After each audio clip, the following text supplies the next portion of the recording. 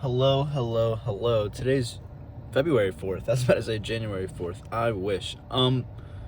Today I want to talk about hope in a hopeless world. I'm wearing all black and sometimes it just feels like there's no hope. Um, I don't really know if it's a product of getting older per se.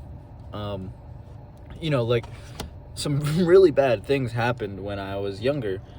You had the 2008-09 global financial crisis, where we were pretty darn close to another Great Depression. You had 9/11, the terrorist attacks. You had the Iraq War, and so on. So all this stuff was happening when I was younger, but clearly I was oblivious to it.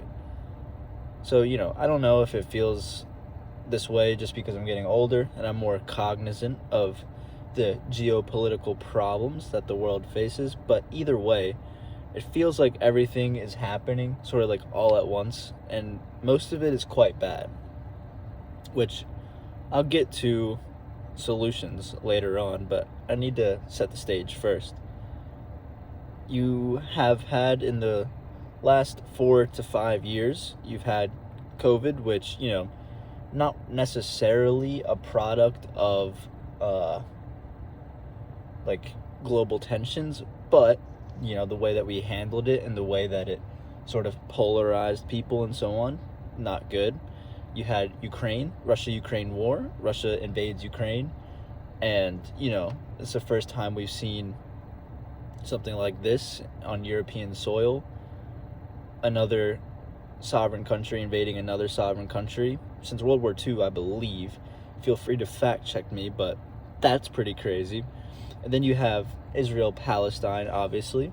The Hamas attack on October 7th, killing way too many Israeli people, no matter how you feel about it. But then Israel's response, pretty bad. And then, you have the rising tension with China, and are they going to take over Taiwan, and the things Biden are saying, and then the things President Xi responds with, it can get pretty scary, considering Taiwan is an important part of humanity's future with their semiconductor chips, and they produce more than anyone else by a pretty decent margin. I want to say they produce at least 65% of the world's chips right now. And so, whichever country they decide to get in bed with or anything along those lines is going to be a big deal. And with them being very close to China, and also, they used to be a part of China, it's a big deal. And then very recently, we've had someone have the first Neuralink implanted into their brain. Elon Musk's, I guess, I don't know, baby, his homunculus baby with chips inserted into our brains, sort of affirming sci-fi's wet dream. It's becoming a reality.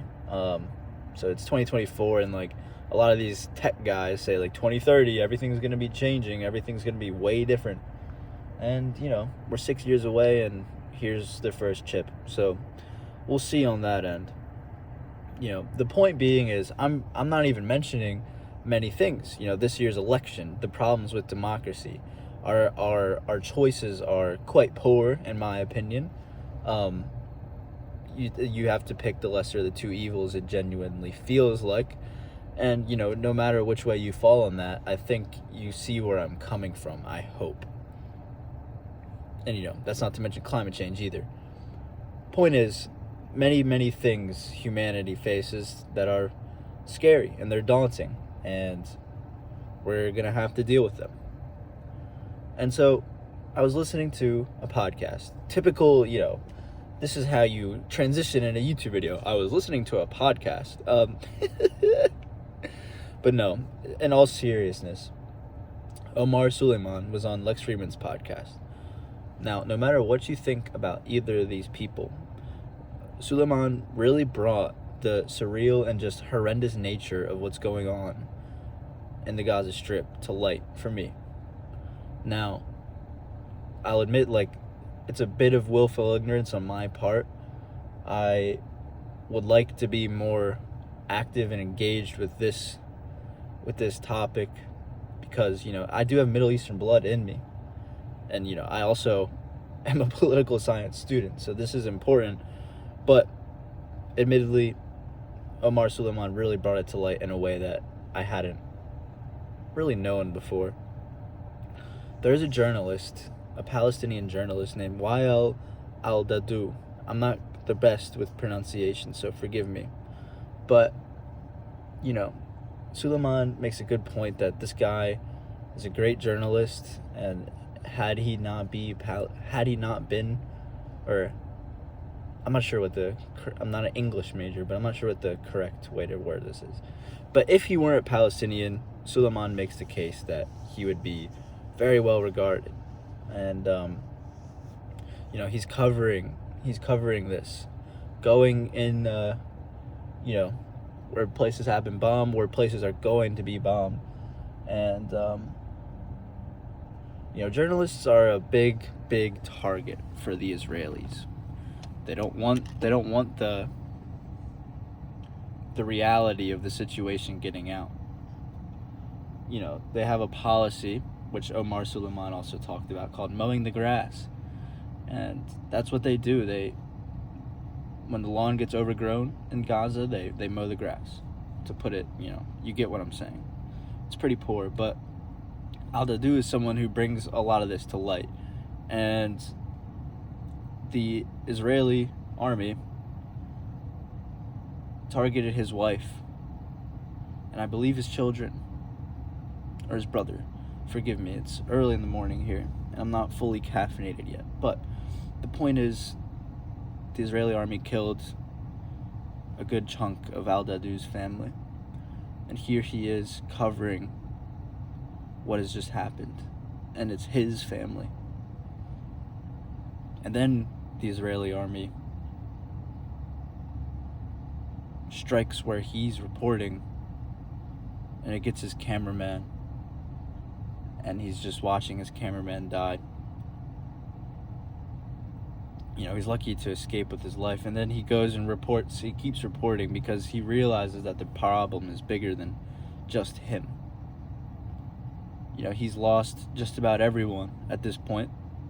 Suleiman said that the cameraman is one of his closest friends. And, a lot of these people, Suleiman's a Palestinian himself. He's an activist, professor, and, these sorts of things. Probably should have provided that context. But, many of them know each other. It's a tight-knit community. So I believe Suleiman on that end, that the cameraman was al-Dadu's, close friend.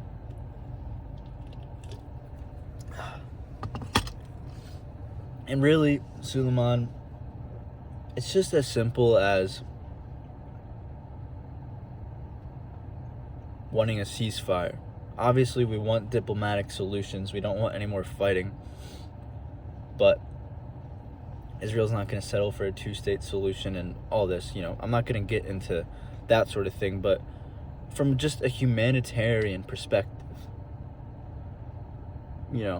aside from political parties and where you align, if you're a decent human being, it's really as simple as wanting a ceasefire. At this point, even children on U.S.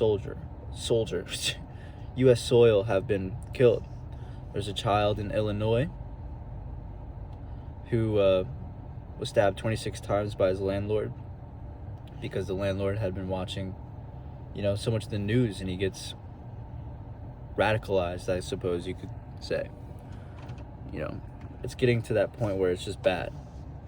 And this is not to diminish, casualties on the Israeli side, but Gaza is an open-air prison, and that changes, where I draw the line personally, at least.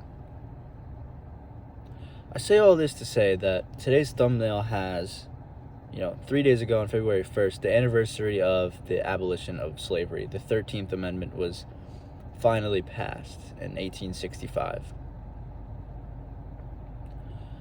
Now, I want to choose my words carefully because, look at me. Like, yes, I might have Middle Eastern blood, but I'll never know what it's like to be an African American in this country. But the point I'm trying to make is that from 1765 to 1865, how many people had felt they had no idea how to create hope in a hopeless world if you were a slave? Sorry, someone's car is going off. There it goes. That's the point I'm trying to make. And I don't want to say, like, cast down your bucket where you are, like Booker T. Washington.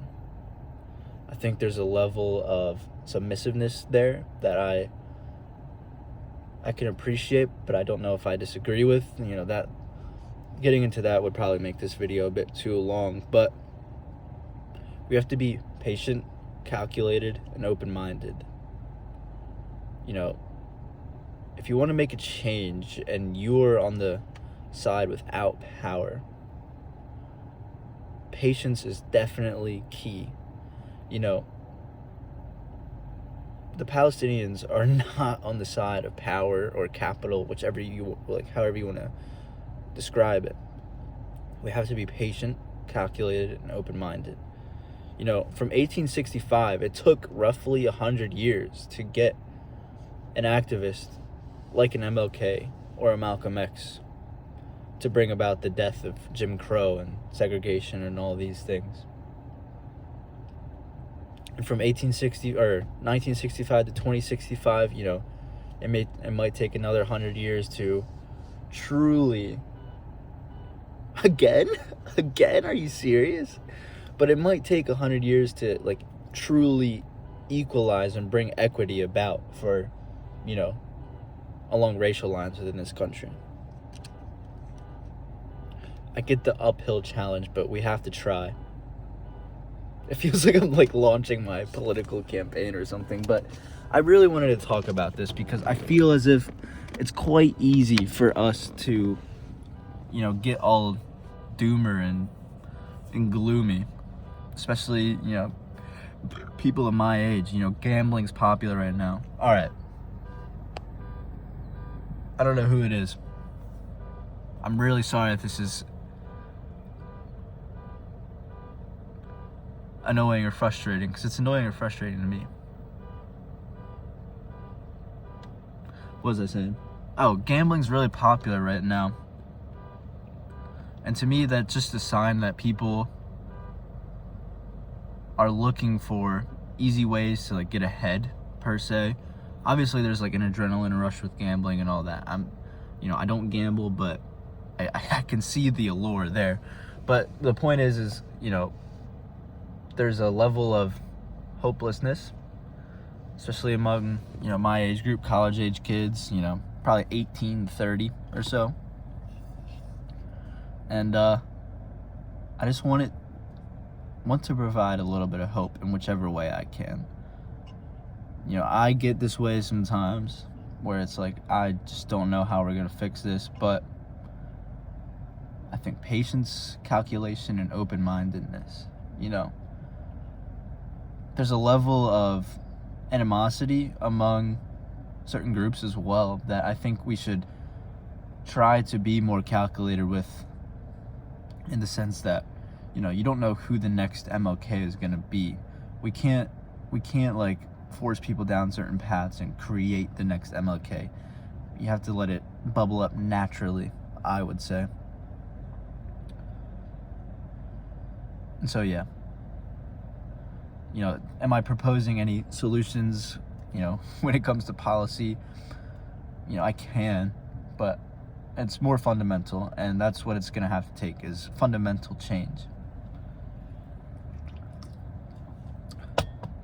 You know, for America and the world. Systematic, fundamental